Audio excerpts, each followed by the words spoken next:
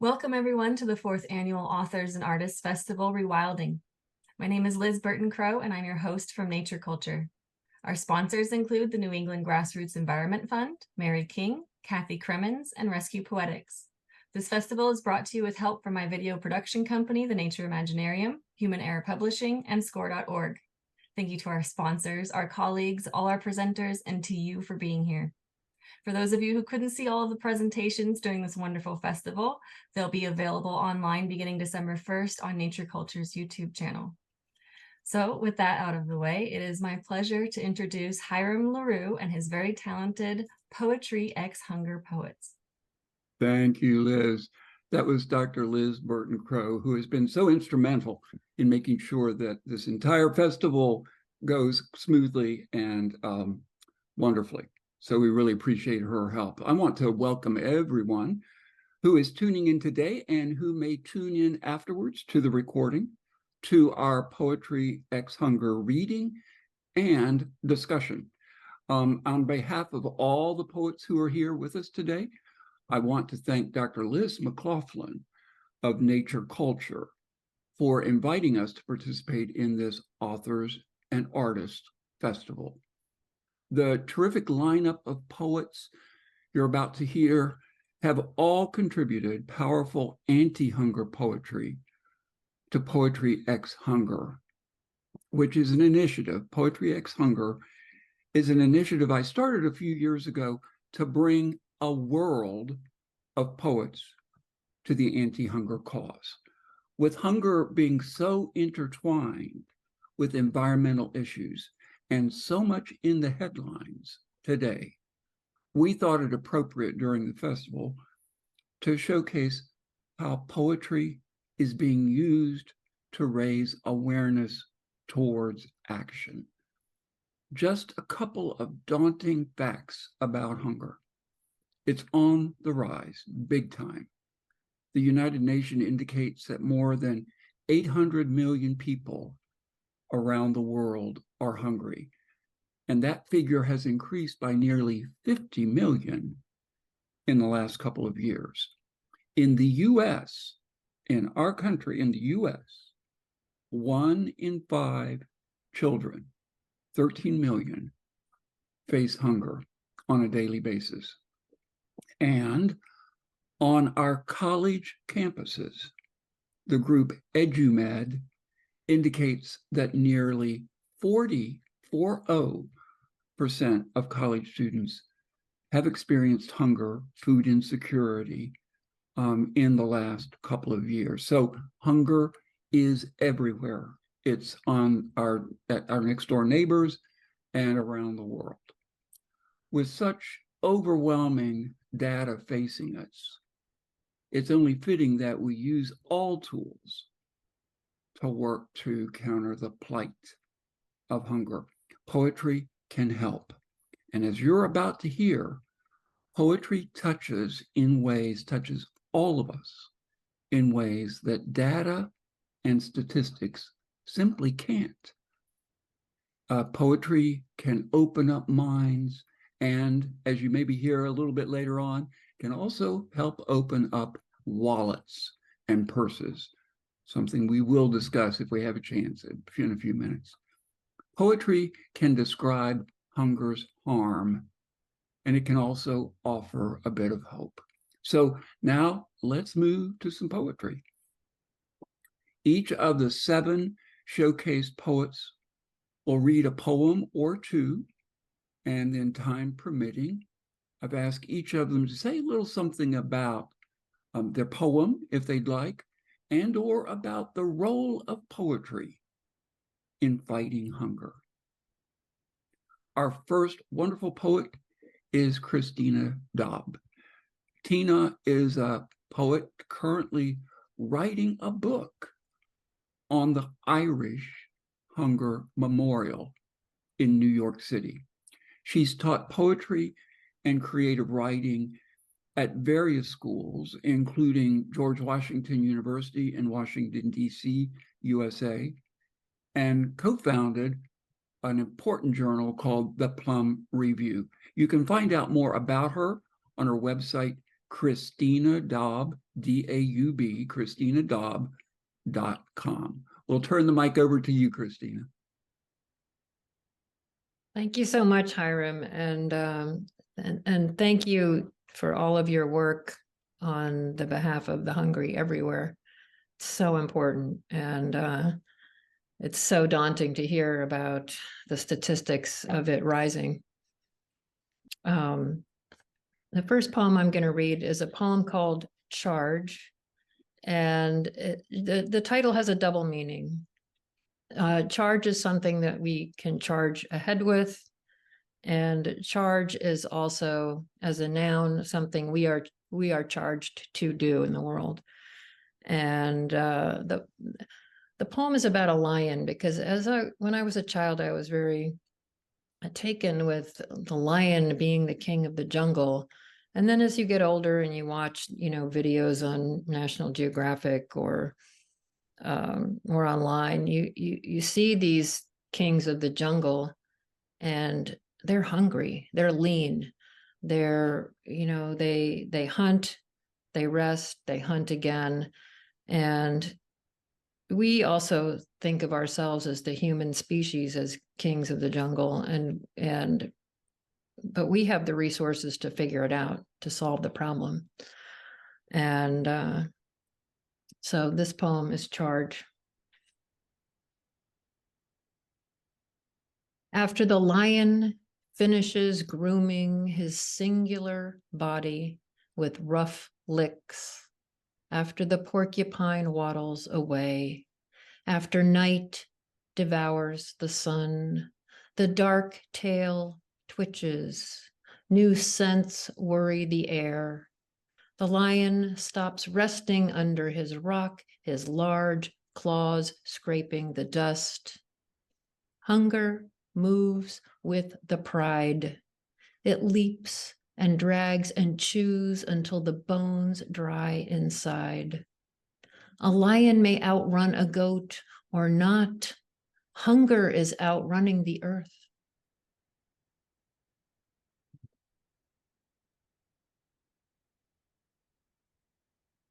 Thank you. So for the rest of my allotted time, I thought I would read a little bit of the draft of the book I'm writing. And a friend of mine created this extraordinary memorial in New York City. It's down in the Battery. It's a block from where the World Trade Towers once stood. And he started it right before 9/11. And it's not just a memorial to the Great Irish Famine of 1845, but it's also a memorial to world hunger. And as you walk through it, it's quite large. It's on a 1/4 acre. It's based on the oldest passage tomb in the world, which is Newgrange in Ireland. And you walk through this tunnel into the remains of one of the famine huts, the stone remains that were covered all of Western and Southern Ireland mostly.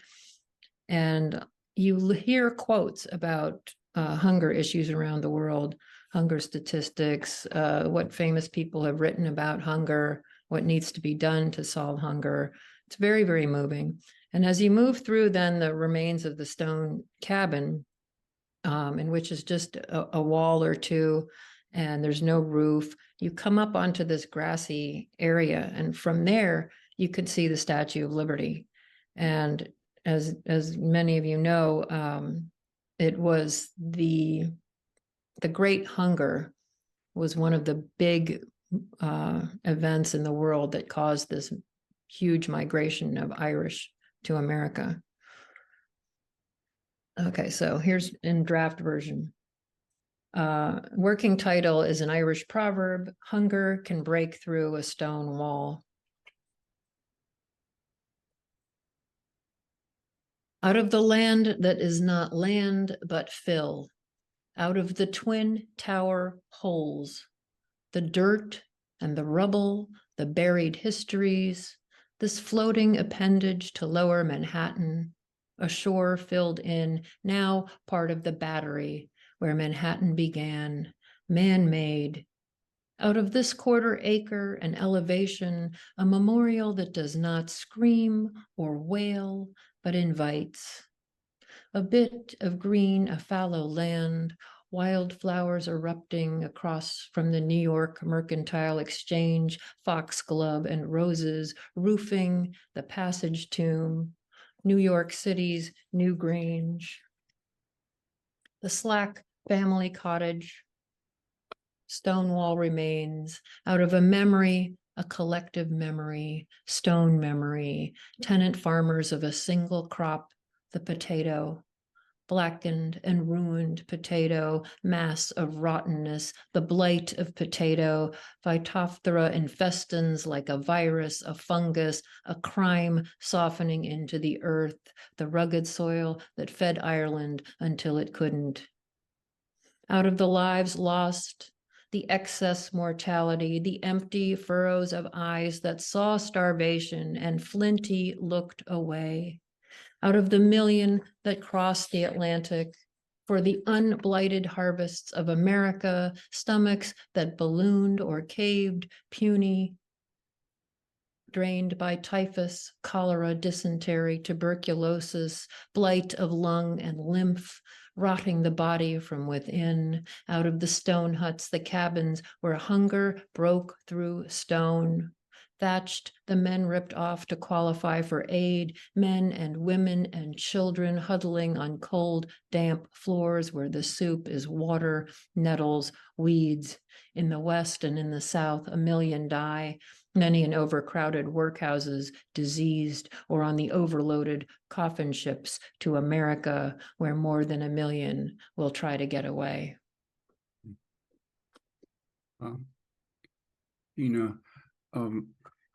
Although I believe you described that as prose, it's incredibly poetic as well and very moving. I'm hoping that during the post-reading discussion, if folks can join us, we'll have a chance to hear a little bit more from you about your project and also your take on how poetry and writing generally, and maybe even more broadly, the creative arts can be brought to bear on this important issue, worldwide scourge. So thank you for being here. Thanks for contributing your talent to the anti-hunger cause. Thank you. So our next reader is T.A. Niles. He writes that he was a seed planted in the Caribbean soil of Trinidad and Tobago on the cusp of the transformational 1960s. He was watered and fertilized in the gardens of Brooklyn, New York, and Hartford, Connecticut, throughout most of the bell-bottomed blaxploitation movie era of the 1970s. He had trials by fire in the U.S. Marine Corps in the late 70s to early 80s, and then budded and bloomed in academia in the 80s and 90s before his withering. I don't know about withering. I think he's very much with us. Withering began at the turn of the 21st century. He says, yet before he falls from the stem and is ground once more into dust, he hopes to feed a mind or two, and he does. He relishes the thought of others being nourished by his expressions. T.A. is also thrilled to have narrated. Well, I am especially thrilled that he was willing to narrate my next to last collection, Marajar. So T.A., with that, we'll turn it over to you. Take it away. Thank you so much for that, Hiram, and thank you, Liz, for inviting me, and Hiram, you as well, allowing me to contribute my little bit to this incredible cause and to this festival. Tina, thank you for setting the stage with such vivid and moving images, and I will try to do my bit to contribute to this whole. I will begin with my first ekphrastic poem ever, and if you have been to Poetry X Hunger events, you will note that this very image, which was painted by Diane Wilbon Parks, goes hand in hand with everything Poetry X Hunger. And it moved me to write my first ekphrastic piece called Full Empty Bowl. Spoons, a fork, all with handles stretched thin as a mother stretches thin her supplies for grateful gruel. Mouths open wide in hope and anticipation of sustenance that never shows, except in drips and drabs that can't sustain. Faces hew the spectrum, shapes geometrically twisted like innards filled with pangs, angry entrails spit, parched accordion growls. The big empty bowl holds naught but air, so like the bellies of those who stare into its barren depths. And fruit and veggies all outside the bowl, so full of emptiness, so full of broken meal promises and shards of sated dreams. And eyes that stare in longing, bulging, squinting in their unrelenting seeking, searching for even a tiny morsel, a morsel mighty enough to start saliva flowing in arid maws, filled with too soft teeth or none at all. A bowl wide enough, deep enough to hold only but an infinitesimal smidgen of the soup we, the full, discard daily. Thank you. Wonderful. And the second piece I intend to read is a piece I wrote for Hiram a couple of years ago, but it was titled Hiram back then, but in his humility, he suggested I change the name, so I did so. And it's called The Planter. But in your mind, just remember, I'm speaking of Hiram. Okay, here we go. The Planter. He knows a thing or two about edibles emerging tentatively from trampled earth, from tilled earth, from earth that lies dormant until impregnation of seed, until saturation of life's liquid, until the warm, bright gleam penetrates the fleeing darkness. He knows about planting seeds in soil rich or barren, on hills swept clean while wind whistles, near streams that gush or trickle, on desertscapes bereft of promise, in skyscraper gardens and rural enclaves of the lost and forgotten. Yes, he knows about planting ideas that curl and spiral up from smoky inspiration, spaced just so they can breathe, can stretch their ephemeral limbs before settling in to the hard work of feeding minds and spirits. He knows their gripping pangs, their clenching, their yearning, gaping maws reminiscent of avarice, yet a more kin to need, not greed. When you dive into the depths, penetrate into the core of things, what's required is sustenance, not comeuppance. He knows beyond the power of gray matter and questing tendrils, knows somehow in his marrow, in his molecules that prickle all the way to skin, from corns and calluses to follicles, that mere morsels can serve as understudies for feasts.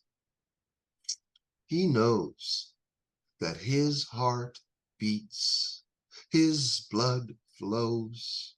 His neurons fire in replication of all who breathe, have breathed, will breathe. Their hues as salient as dandruff on a white jacket. Thank you again for listening. And thank you again for allowing me to contribute. Thank you, TA. I think everyone can now appreciate why I felt so lucky to have TA narrate a book of poems. He's just got that golden voice and his own poetry. My goodness.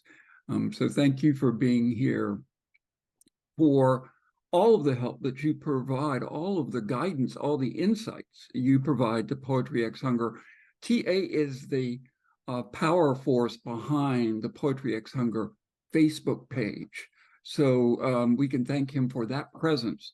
And it's a very vital and potent presence on the web. And he's just a terrific partner in helping to promote this important cause. Let me just take a real quick break to say that everyone here today is incredibly important. We've been joined by a very special individual, Ms. Grace Cavallari, who I believe is still the Poet Laureate for Maryland. I think soon to step down, but I think she still is the Poet Laureate from Maryland. So Grace, it's just an honor to have you here. Thanks so much for being here. So our next wonderful poet helps us legitimately claim this to be an international reading. Marianne Tefft lives in the Caribbean. Poor Marianne. Marianne is a poet and a voiceover reader who daylights as a Montessori school teacher in St. Martin. Her poems appear online and in print in North America, Europe, Asia, and the Caribbean, worldwide. She's the author of the 2022 poetry collections titled Full Moon Fire, Spoken Songs of Love, and Moonchild, Poems for Moon Lovers. So Marianne, we'll turn the mic over to you. Thank you so much, Hiram. What an absolute privilege to be here among these poet friends and viewers today. I have two poems for you. The first was like TA's first poem, inspired by the beautiful Poetry X Hunger artwork by Diane Parks, and it's called In My Bowl. When it has been many days since I placed my feet on the ground beneath a waiting table, my stomach fills with gratitude for the share of soup I find in my bowl. But maybe you do not know how much it would mean to me if one day I could see my face and yours in the silver curve of the spoon, if you would sit beside me and tell me my company is good as the sweet potato and corn we share. The garden that this meal waters in my heart would bloom and bloom every day, and I would never be hungry in quite the same way again. My second poem was actually inspired by something that I noticed at school, and it's called Things I Know About Hungry. Some kids at my school, their dad's building a house with a big ocean view, but they never bring snack. They eat fries every day for lunch, and they stay in with the little kids when our class goes on field trips. My grandmother was an only child, and they say my grandfather was adopted. But Grampy worked for the Bell all through the Depression, so sometimes my dad and my Aunt Glore had 20 cousins around the table for Sunday dinner. School was just out for the summer one year, and I happened to drive past the gym. I saw my colleague's sister at the curb, and I thought maybe she needed a ride after a tough workout, but she just sat there crying. She said it was hard with 4 kids, and an 11-month contract means you don't get paid again till September. After Hurricane Irma, the whole hillside cheered when the first Dutch transport touched down, because we knew they would have canned beans and crackers. And even Spam would taste great with the green papaya stew we made from the fruit we found on the road in our neighborhood. You never knew heaven until you had white bread and mustard to take to school, my mom used to say, and you smiled all the way there and back if you got a little sugar to sprinkle on that sandwich. Hungry isn't only poor people. Hungry isn't only other people. Thank you. Wonderful, Marianne. Those poems just demonstrate, like all the poems that we have heard, and I'm sure that we will hear today, demonstrate the incredible power, spirit that poets bring to this anti-hunger cause. That personal testimony in the last poem is, as we often say, very personal, and as a result, very universal. So thank you for being here and for sharing that. Hope that we can hear a little bit more from you about your take on the role of poetry in fighting hunger, as we have a chance, hopefully towards the end, to discuss and visit with anyone who wants to chat with us. So let me take just a brief break here, station programming break, to talk a little bit about Poetry X Hunger. As I mentioned earlier, this session is showcasing poems and poets and their contributions and their talents that they've contributed to the anti-hunger cause. They've been so generous in allowing us to share their work on the Poetry X Hunger website, which is just www.poetryx.hunger.com. I think TA has posted that and will continue to post it in the chat. We also post a lot of this material on the Poetry X Hunger Facebook page, which is Poetry X Hunger. Before Poetry X Hunger began, there were only a few poems available on offer about empty stomach hunger. And now, in partnership with groups like the United Nations, with a number of food banks, local and national, with the help of arts councils and many, many poets from around the world, we have a website that holds what I call a treasure trove of poems focused on the many, many faces and aspects and facets of hunger. And hey, those poems have been used and are being used in classrooms, on Capitol Hill here in the US, by the United Nations, and by any number of anti-hunger gatherings to raise awareness about the scourge of hunger and to reach people in ways that, as I said earlier, statistics simply can't. Recently, we've also been able to use the poems to raise funds for Feed the Children, for Roots for Life, a DC-based anti-hunger group, and for Seed Programs International and their school garden program in Uganda. So poetry can be put to work in the anti-hunger cause. Very recently, a Poetry X Hunger poem by Canadian poet Josephine Larew was showcased in a public service announcement aired very widely by Feed the Children. And if you haven't seen that PSA, we'll try to post the link to it here as we go, but it's a very moving PSA, largely because, I think, of Josephine's poem.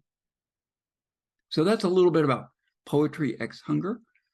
Let's go return now to some amazing poetry. And remember, after the reading, we'll have a little bit of time to visit with any and all, so anyone should feel like You want to get some questions and comments ready. Our next poet is Kim B. Miller. I call her Kim B. Powerhouse Miller. Her poetry is inspirational. Her words are bold, bolder than bold, and she is unapologetically blunt. She is Prince William County, Manassas and Manassas Park, Virginia, USA, Poet Laureate Emerita. She's the first African-American poet laureate for that region. Her poems, including signature haikus, have been published in African Voices magazines and in many, many anthologies and books, as well as on websites. Her bio goes on and on. Read more about Kim on her website. She is, as I say, a force of nature. But let's now enjoy hearing Kim. Kim, if you want to come to the mic, that would be great. Thanks. Thank you. Thank you so much. Appreciate you. I need to take you on the road with me. Great intro. Thank you. Thank you, Liz, as well. So the poem I'm going to read first is called The Hunger Dialect. We sip on tea flavored with righteous indignation, add a touch of honey dripping in our own gluttony, while we slowly speak the dialect of hunger. We claim to be ambitious on solutions, but truth says we have never met. We spread lies evenly, as if evenness eliminates detection.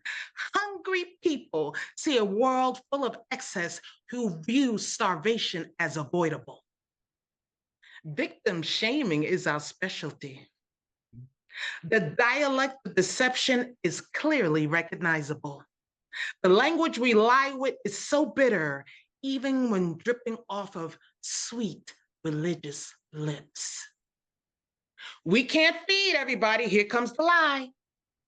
We embrace the acceptance that doing nothing is equal to trying. Yet we continuously knit together new excuses with old lies. We shame hungry people on full stomachs, and then we rewrite the narrative. Imagine a world that throws away enough food to feed the hungry, complaining about loss, while the population who has food insecurity is waiting to be found. Empty stomachs are not looking for empty words. We need long-term, right now, sustainable actions. Let's plant fruits and vegetables and let freedom be the gardener. Allow people to pick fresh food from the community greenery. Have community barbecues and well-placed public pantries. Donate to trusted restaurants so they can offer free meals to those in need. Create central areas for restaurants to bring food instead of throwing it away. Let's reinvent how we distribute food, make it easier to ask without asking. No more pretty phrases for ugly things. Starvation is not food insecurity. Is death breathing insecurity? Is it? Our appetite for synonyms seems high. Hunger has many levels, and a need to make hunger definable by all is needed. Let's make sure we are not using it to avoid words that sting. Starvation is a life insecurity. Action is the cure. But we're too busy slicing up excuses while hungry people look at an empty plate full of indecision. We don't even offer them a cup of hope.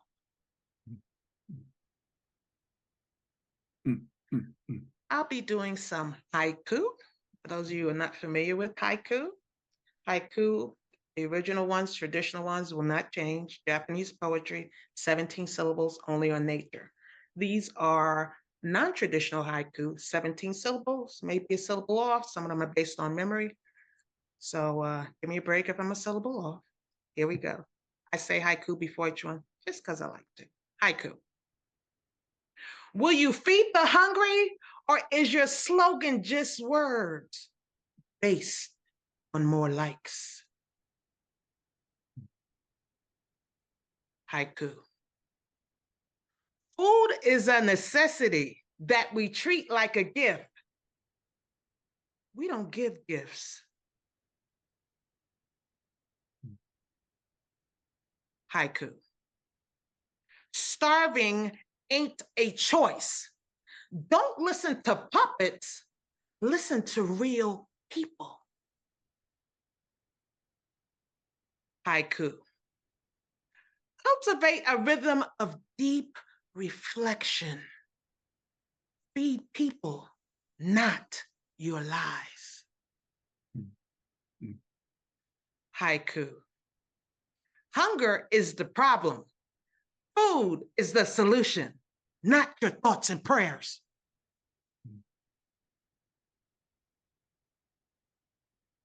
Haiku. Stop letting people who can't write define you. Your blood ain't ink. And finally, haiku. Though it ends in S, happiness is not plural. All you need is you. Mm, mm. Thank you. Kim B. Miller. Wow. So many memorable lines. All the poems presented today have those gold lines. One that I picked up, one of many, Kim, in your first poem, empty stomachs are not looking for empty words. You might have to banner quote that on the Poetry X Hunger website. Thank you so much for being here and for bringing your force of a voice to bear in the anti-hunger cause. Our next poet, I am so honored and excited to have with us today, because I've known Dr. Emily Vargas-Barón back when I had hair. She has been a longtime friend and mentor. She is a Colombian American, inherited the centuries-long tradition of Colombian poetry, including such greats as Jose Asuncion Silva, Rosalina Barón Wilches, Jorge Gaetan Duran, I apologize about butchering the names, and many others. She says she's a closet poet. I hope that will change. She says she's a closet poet who mainly shares her poems with friends such as Lucky Hiram. She works internationally, very actively, to help countries prepare policies that will improve child-kid development and overcome malnutrition and poverty. So, Emily, we're so excited and blessed to have you here. Please take over the mic for us. Thank you so much, Hiram.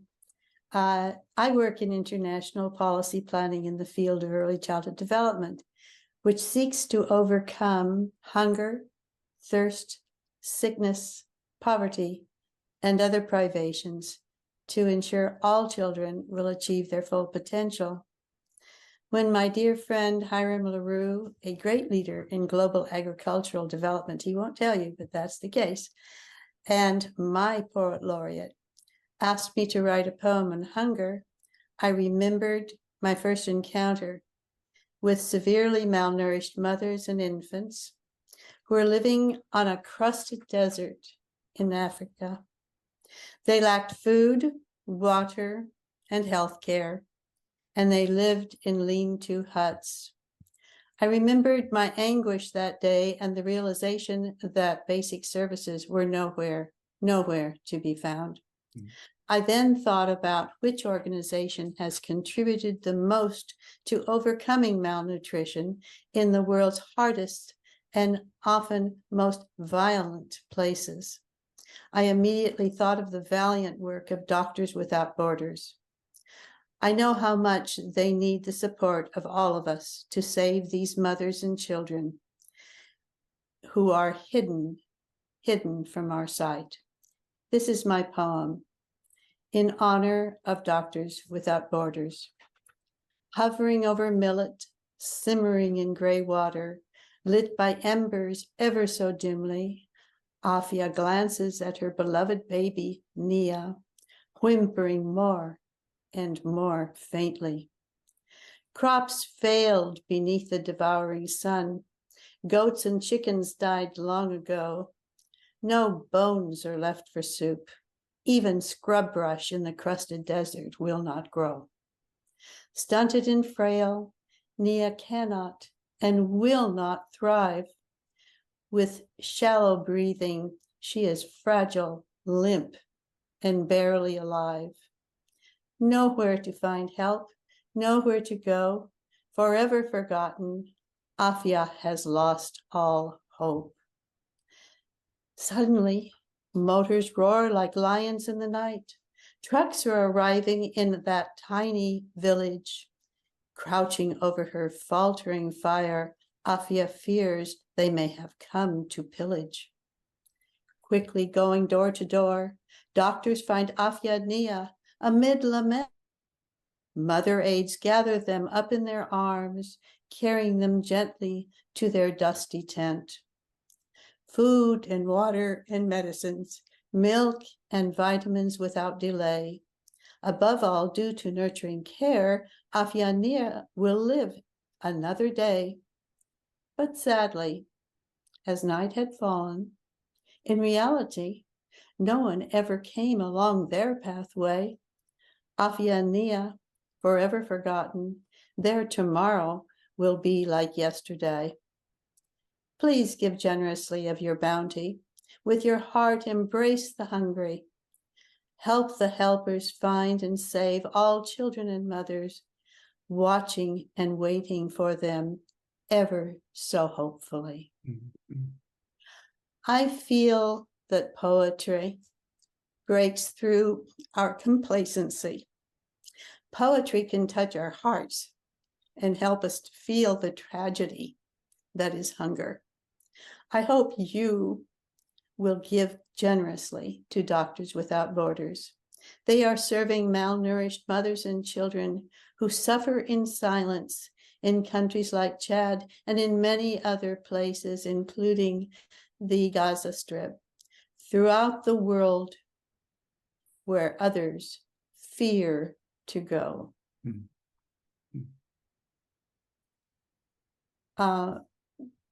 I feel that this is perhaps the most important thing, is that we remember that we can make a difference. Thank you so much. Emily, thank you.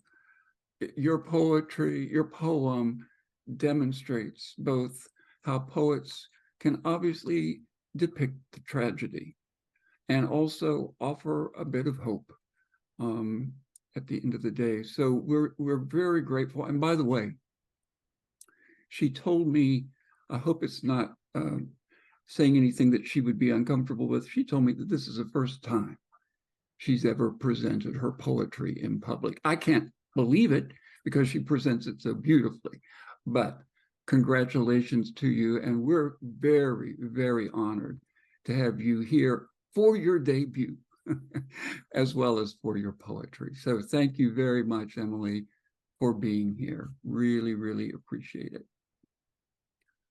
So our next poet, while she lives in the US now, will bring a wonderful international Caribbean lilt to our gathering today. Faith P. Nelson holds a BA in English from the University of Maryland and freelances as a copywriter and indie publishing consultant. She gained years of experience working behind the scenes at Black Entertainment Television. Apart from picking out reggae tunes on her guitar, Faith performs Caribbean folk music, and I think you'll hear a little bit of that music in the poetry she also writes and presents it in the District of Maryland and Virginia region of the US. She has two collections of poetry, Water Therapy and a now just published chapbook, which I highly recommend, titled Luminescent Ships, Love Songs to Caribbean American Life. It's a wondrous collection, which celebrates the contributions of Caribbean Americans to this region. So Faith, we're really pleased that you could join us today. We'll turn the mic over to you. Thank you for having me. Thank you, Drs. Hiram Larew and Dr. Liz, for creating this marvelous space. And I feel really honored to be a part of this group. You guys are fabulous. And I feel like a little baby, but I'm glad to be here to help with this cause. My first poem is called No Magic. You have to live like the natives. 3 gods on a short reincarnation said one to another, "This has been a good ride, Yukahu." The 3 lay on their backs in a lush field, listless fingers bending the long bladed leaves, soon to take their last breath. Short trip, unfriendly world.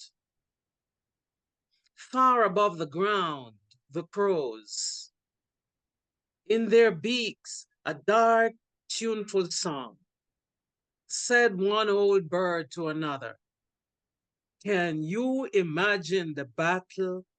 Our beaks picking and jabbing and working, bone breaking, even the gods in their video game. The pain, no magic. Small brains, nothing. We know warming. We know what's happening." Lounging in the biosilt, Anansi said to Siddhartha, "Let's buy some more time. Governor, you can eat that corn." "No, sir, it's empty LOCs." "Shorty, you can eat that corn." "No, bro, it's been tampered with."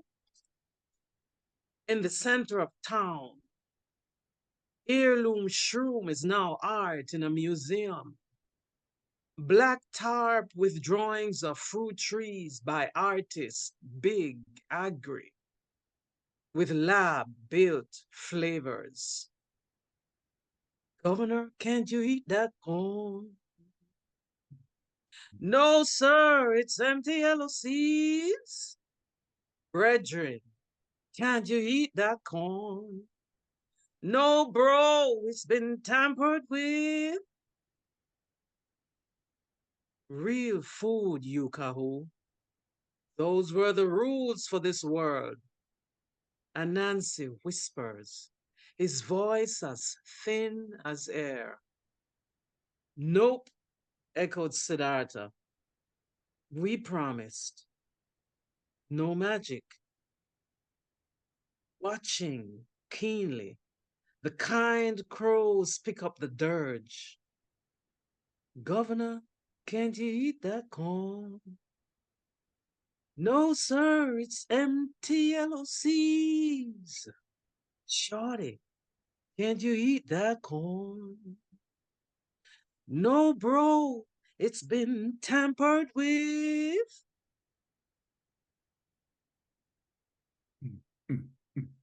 That was first poem. Now, my second poem is called Two-Faced Hunger. There is special hunger. Depending on who you are, you experience a hunger to create and to produce but you sort of need the food to drive that creation. So this poem is about that experience. 2 different hungers. Stomachs dressed in cardboard signs, gurgle, will clean anything for a living wage. roots dry rot, waiting for hire. A Tesla patient mob rushes to click the X on my pop-up ad box, making hectares of my willingness blink and sputter. Self-responsibility, sir, ma'am, they say as if they know the circumstances. Yeah, like you never needed anything. You never needed anything? I walk the rim of asphalt toward the next window. Hunger. Talking about hunger, who, when satisfied, gives me enough mojo to fake a home address. Not talking about hunger, fueling the fortunate in this realm so that they can go to bed and fly the imagination. Food will smack them awake at sunrise. Talking about hunger, gasping a prayer for a pound of protein-packed veggie, lentil burger, mac and cheese. I don't care, Big Mac, Big Mac. My body is now a religion without a living head. Vapor. Not talking about hunger Mahatma Gandhi shaped into a bullet for the caste system. Protest fasting's been chopped down now, even appropriated by some now. Hunger snaps a rubber band against my pale lips, yet it lays a pregnant self bare for the other muse, full of inspiration, verse, fantasy, romance, Greek cornucopias, architecture, inventions, prisons and supermarkets full of xenophobia.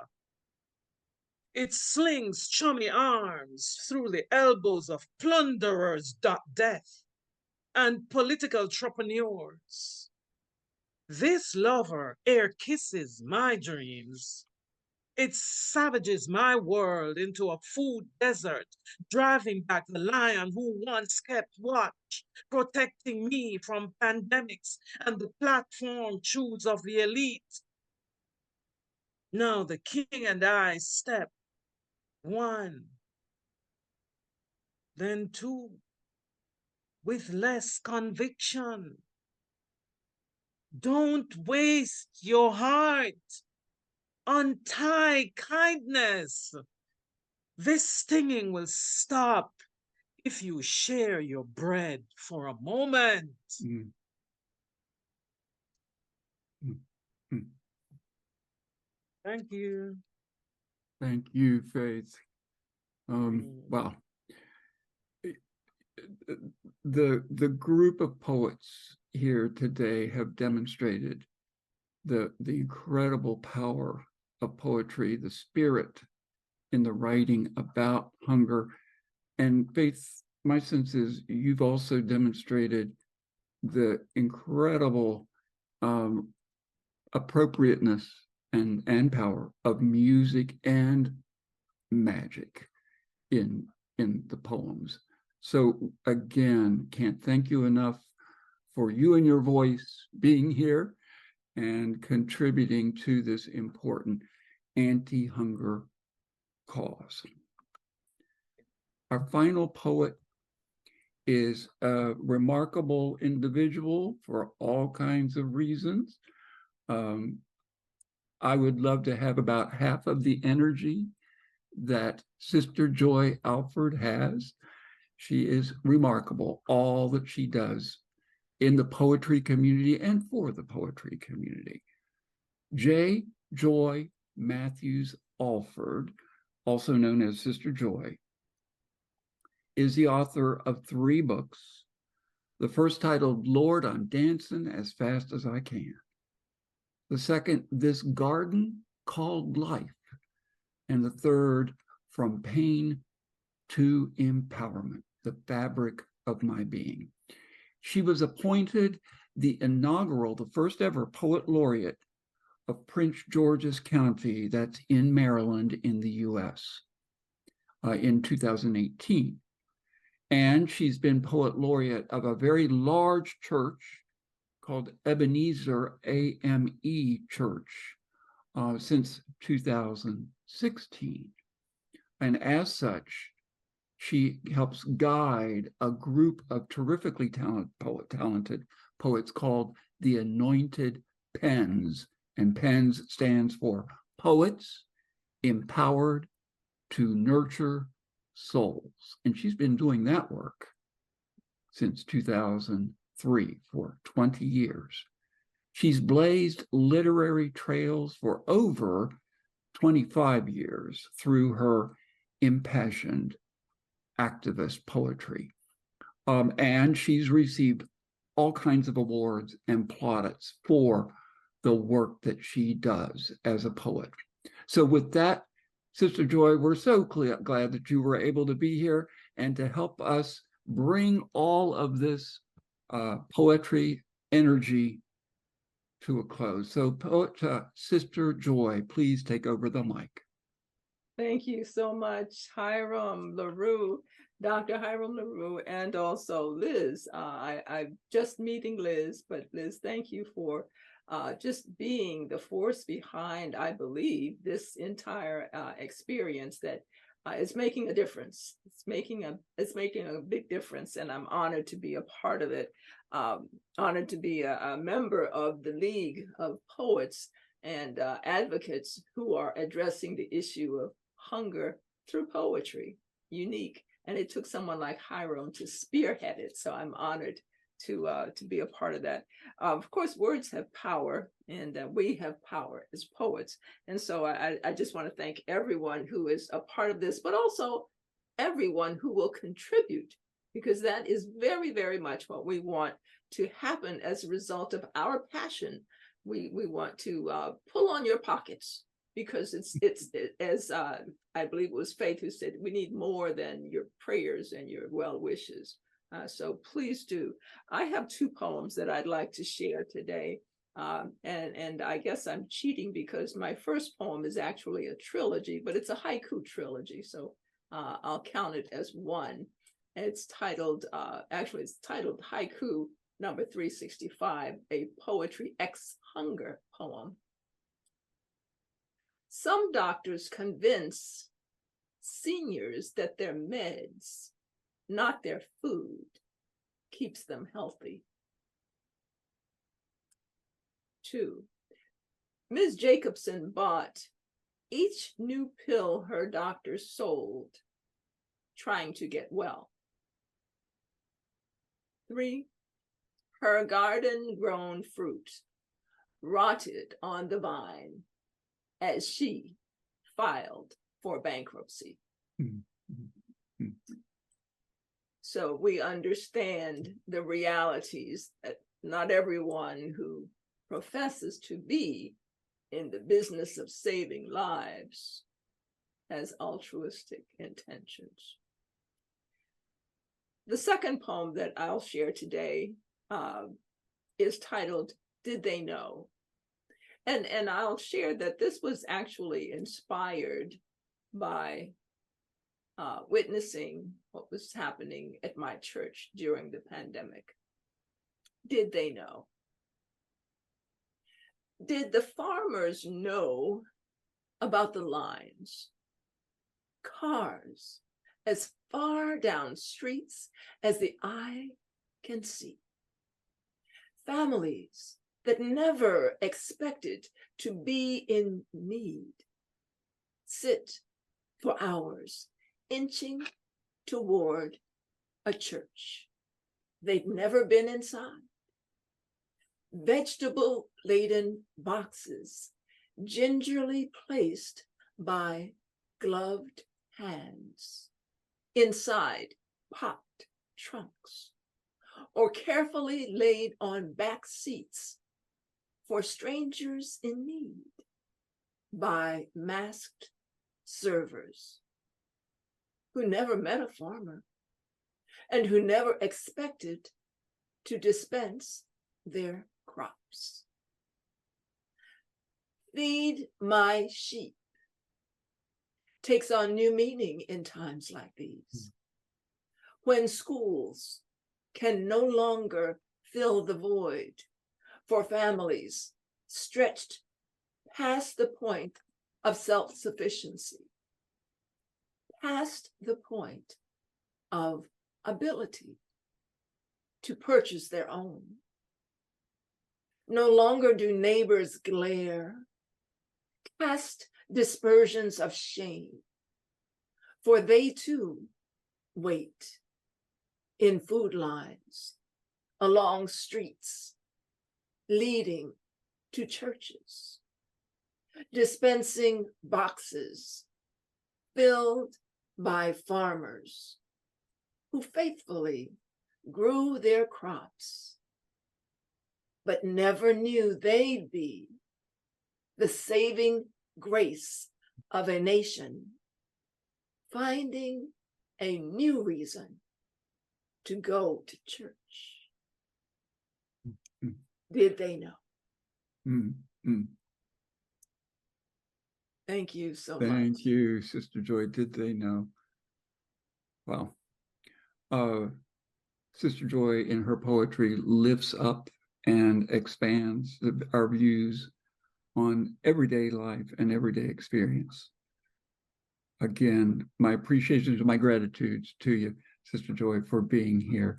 And my gratitude to all of the poets who have joined us today in this demonstration, I believe a demonstration of the power of poetry to speak up about hunger, to speak back to hunger, and to help address the anti-hunger cause. So a big thanks to Tina Daub, T.A. Niles, Kim B. Miller, Emily Vargas-Barón, Faith Nelson, and Sister Joy Alford for lending their talented voices to this afternoon's cause and to the overall cause of looking back, fighting back hunger.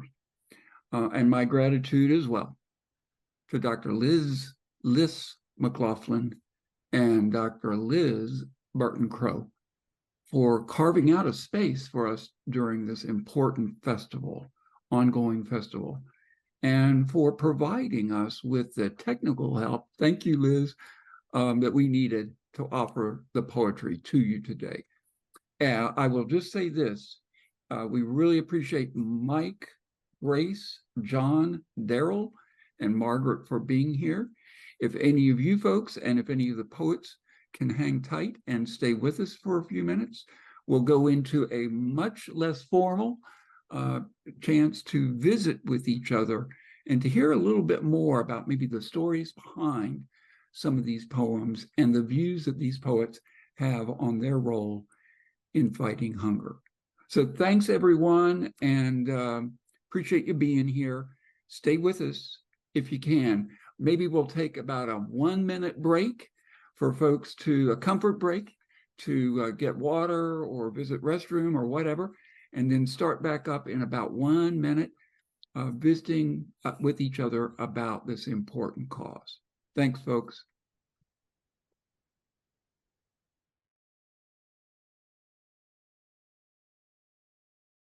Well, as we kind of start a little bit on, just for a few minutes here, talking about hunger and how poetry, as just been demonstrated, can be useful to the cause.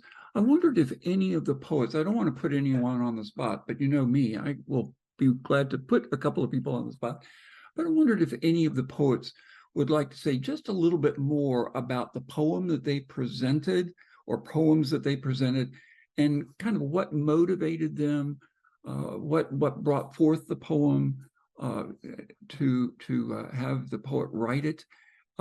Anyone like to comment on that? Hiram, this is Sister Joy. I'm Yeah. always want to speak up. I'll speak first about the second poem that I presented. Frankly speaking, being a member of one of the mega churches in Prince George's County, our church has taken a lead in helping to feed the hungry and those that are in need of additional resources. You don't have to be starving to be in need of food for your family. And that's the point. We don't want anyone to get to that point. So it truly is an experience that my church has literally caused the police department to come and block off streets and allow traffic to be redirected because cars were backed up from our church, which is about, I would say, 5 miles from Andrews Air Force Base. And the cars were lined from our church to Andrews Air Force Base just to get food or to get sometimes gift cards to get food from the giant grocery store, what have you. The need is real. And so I really didn't have to think hard and long about what was I going to say, because I was so overwhelmed when that was brought to my attention that this line of cars that I saw far exceeded what I ever imagined. And so much so that it was on the news for the disruption to the community that we were causing in our effort to address a need in our community. But so many times people perceive something within our personal vantage point and we don't see the big picture. Well, that experience was something that immediately I just knew I was going to have to write something about that. And it didn't take anything more than conveying the truth. I didn't have to go into metaphor. I didn't have to use simile and all of that. It was just, this is what's happening. And this is happening today. And today being Sunday, I thought it was also the perfect choice to speak about what happened at my particular church. But this is one of thousands of churches around the nation addressing the need. And frankly speaking, it did not require that a pandemic happen for people to need food or need to have another way to have food brought to them. So, the fact that our children were out of school put a whole new element of need on the fact that they were getting meals at school that took the burden sometimes off of parents to prepare a breakfast or a lunch. So, the issue of hunger, a lot of times we don't really see the big picture until something is skewed just ever so slightly. And we recognize that this has been an issue that sometimes we see this as a stigma that child is having to have a meal at school. Well, guess what? All of our children are in many instances eating at school because they're the limited funds, the limited resources.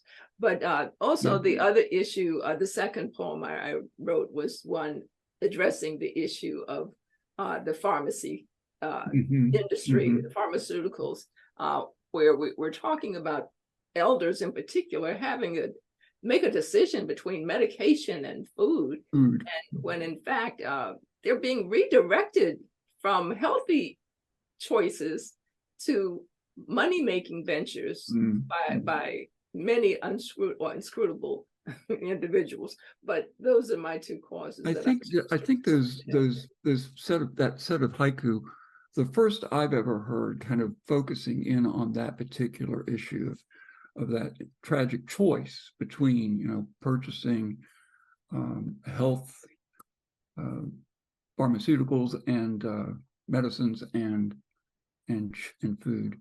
And your first earlier point too about how the pandemic, for I think many of us, brought this issue of hunger home. I often say, for me, it's a tragedy that we have to have this kind of response. But goodness, it's a blessing that we do have these kind of helpful responses, because it would be so much more dire without it.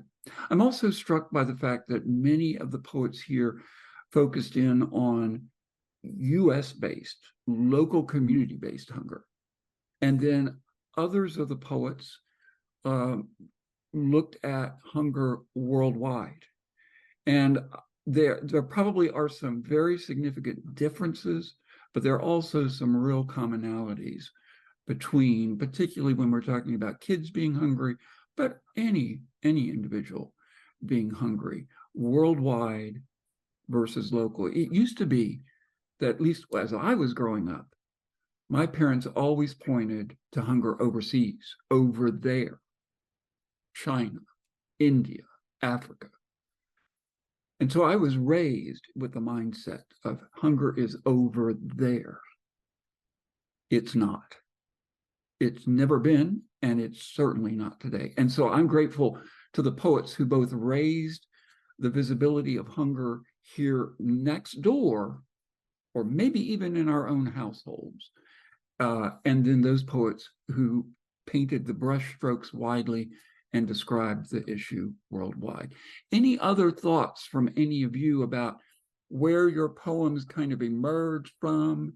And then I'm going to kind of pivot us a little bit here to just generally your take on how can poetry, do you think, help in this particularly important cause? Yeah, Marianne, I saw your hand lifted. Yes, thank you, Hiram. I was interested in what you had to say there, Sistah Joy, about school lunches. On the island of St. Martin, where I work at quite a Tony private school, the children are clamoring to have the school lunch. Why? Because it, to my way of looking, really provides absolutely no food at all.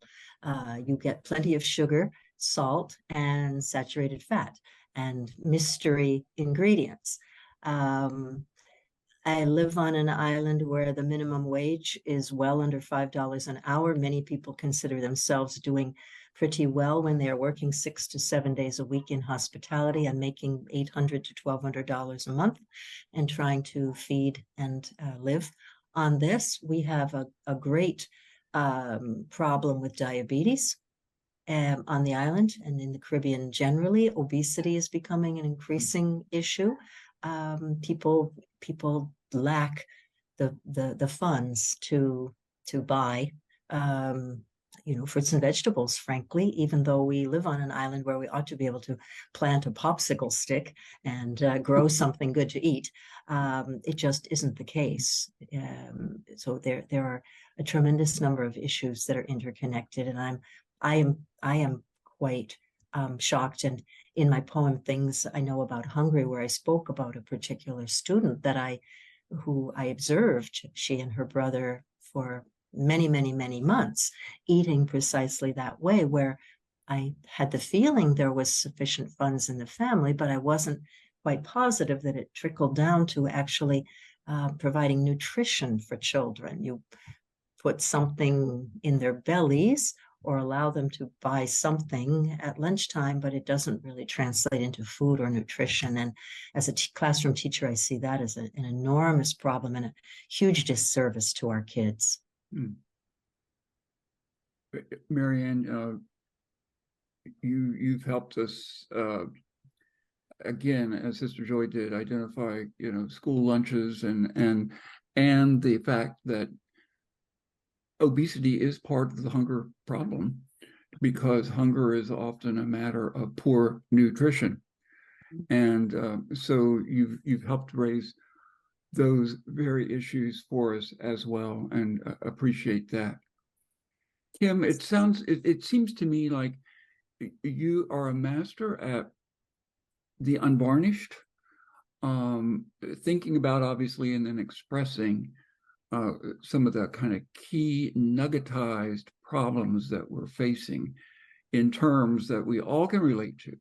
Tell us just a little bit more about, for example, where the longer poem that you presented, or where some of the haikus that you presented kind of come from, if you would. Definitely. The haiku basically were individualized thoughts that I kind of got sick of hearing, thoughts and prayers. And I'm a Christian. I believe in Jesus and God. And if you're not a Christian, I'm not that type. Don't worry. I'm not sending you any place. I don't know where I'm going. Okay. Anyway, back to the subject. That, thoughts and prayers is an answer. Thoughts and prayers are great, but if you have the ability to do something, you should be doing something. And people are using thoughts and prayers as a blanket statement of actual action. And that was starting to infuriate me. So I had to I was determined to do a haiku on that. As far as the longer poem, I just had to call out people and individualized things that I keep hearing. It's just like, well, we can't help everybody. Here comes the lie. It's the common themes that people use to cover their non-actions and pretend that they're actions, and to, come up with little phrases and stuff and say, oh, well, they're hungry, that it's food insecure. And I understand the need for different definitions and etc. However, people, like I said, our love of synonyms is high, because food insecurity, someone is hungry, someone is starving, someone needs food. They need food. They need food. We're so busy making nice words, we're not getting to the feeding part. I didn't hear us come up with a whole division of plans to feed people, but now we have food insecurity and starvation, and we have all these names, but where's the breakdown to feed the people? Where's the breakdown to get them the food? Where's the restaurants that are throwing these food away? Why doesn't, say big box stores, they just showed one the other day that had all this food in the parking lot that they just threw out because it expired. Well, have someone come in 2 days before expiration and say, hey, this food is expiring in 2 days, we're not going to sell it, let's take it here. That food would be gone. Yep. But we're coming up with other phrases though. So I'm sick of us coming up with the phrases and not coming up with solutions. And we could have food pantries, we could have all these things, but more phrases is not something we need. So I was determined to kind of write that in and to include religion, because religion is a part, because even though some churches and synagogues and mosques are doing things, a lot are going, what can you do? And he's like, you can do a lot. We are grateful for your frustration and your ability and willingness to uncover and rouse as a result of that frustration. Just very powerful. Yeah, Emily, I saw a hand. Right, you saw a hand come up. It's just that the other poem I didn't read was about what I consider to be the great barriers to good child development, good parenting. One is, of course, hunger that leads to severe poverty and an inability to move forward. But another is greed, greed on the part of the wealthy, who compete with each other for power and wealth, but they do not give to others. They are only interested in themselves, and pride in the people who seek higher status without any concern for the poor. These are major issues and themes around the world. And I feel that this is what perhaps are the great battle warriors that we must seek to vanquish. Hunger, pride, and greed. This is so very, very important. What we probably have to do is reflect in each circumstance that so many live on the edge of poverty. When I say in each circumstance, I mean in the United States. I mean not in just, St. George's County. I mean everywhere. I have worked with poor in Texas, along the border, in all sorts of areas, not just internationally. And we have so many families living right on the edge of hunger, on the edge of poverty. Therefore, our hearts have to be big, and they must embrace our neighbor, and they must embrace our neighbor across the great seas. We have to realize this is the human condition, but it's one that must be overcome. We are facing climate change, which is exacerbating the problems that we face. But we have to begin to think in terms of caring for others and not in just our prideful interests and our seeking of power. Helping us to realize that it is a complex mix of both human nature, human behavior, politics, maybe a bit of religion as well, culture, all of these factors, and environmental backdrops all impinge on the hunger issue. Thank you, Emily. Tina reminds us too that hunger has been with us for as long as there have been humans. She brought the historical dimension to us by presenting some of her work on the Hunger Memorial in New York City. Would you like to say anything more about that, Tina? And then I'll check in with Faith and with TA, and we'll begin to wrap it up at that point. And to Marianne too. Any thoughts to Tina? Well, I wanted to just pick up briefly on what Emily and Kim were saying about also not just the greed and the pride, but the shame.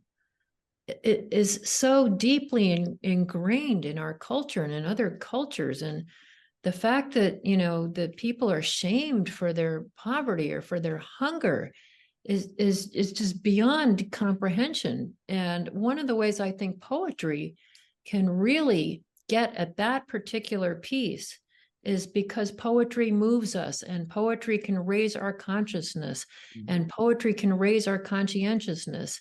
And to have something that makes you feel may lead you to compassion for those that aren't, as well off or as well fed as you are. And it's such a horrendous, corrosive force, shame. And, it was there historically, and it's there everywhere today, everywhere you look, it's out of the mouths of politicians. It's on the evening news. It's just so pervasive, but it gives me real hope for poetry and what poetry can do. That shame and even blame is, as you say, pervasive. But yes, I personally believe, some folks have said, well, poetry is never going to end hunger. And I understand that. But I strongly believe that it can help. And I think, Christina, you've just described many of the ways it can help. Absolutely. Faith, any last thoughts from you on your terrific, you bring music, you bring all the creative arts to your work. Your books are illustrated by a friend. You have music in your poems, and then you have poems as well. Any thoughts on the role of the creative arts in speaking back to hunger? Yeah, it's storytelling. I mean, we're seeing stories every day. You watch TV every day. It's like Kim says, you're getting pretty interpretations of of a problem, euphemisms and all of that stuff. So you don't, people, but so you can create sort of a cushion for people. And then that sort of dampens the energy, or dampens or takes light away from the topic. So I think as creators, we're reaching people all the time. Why not talk about the issue in our various ways, in our various interpretations, so that light is always constantly on the problem? I mean, and some of us love to listen to poetry. Some of us are moved by it. People, I'm talking in general, are moved by it. So if that is the thing that's going to move the needle, use it. And so even if you don't have a ton of cash, sometimes you just have a word, and an efficient word at that, because you only have 2 minutes on a page or 1 minute on a page to make the story such that people can open their hearts. So I think the creative arts, I think storytelling, it's a direct path into the heart. Yes. It really, people don't listen to, not all the time, the speeches, the 20-minute speeches with difficult to grasp words or attention. And especially in these times when attention is, media is splintered and everywhere. Yeah. And it is just not enough energy to focus on this one thing. You really need the creative arts to shape a tiny story or a tiny image, like a haiku. Yes. So people can just get into the moment, because that is where the heart opens, and that is where you take action. Yeah. That is where you say, okay, I'm on board. I'm going to do something. To me, It's really Amen. critical. Other than this what I have, my Yes. word. I don't have anything else but my word. Amen.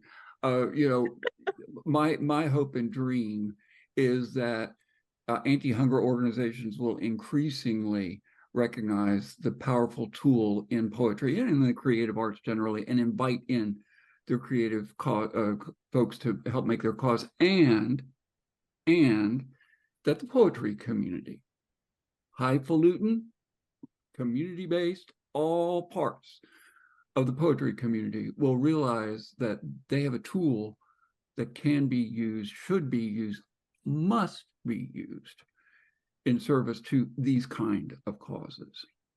I believe everyone, Mike has put in a wonderful comment into the chat. So if you have a chance to check the chat, want to bring it to a close here.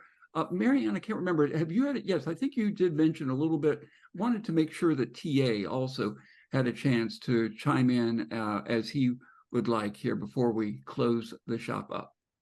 Well, thank you for that opportunity, Hiram. You know, we all know there's this problem. We all detail it. We have hundreds of poems on Poetry X Hunger that talk about hunger. And the two pieces that I read, I'll start with the planter, because in any serious effort to create social change, you need those champions. And I've come across, in the last 2 years, I've been involved in the poetry world.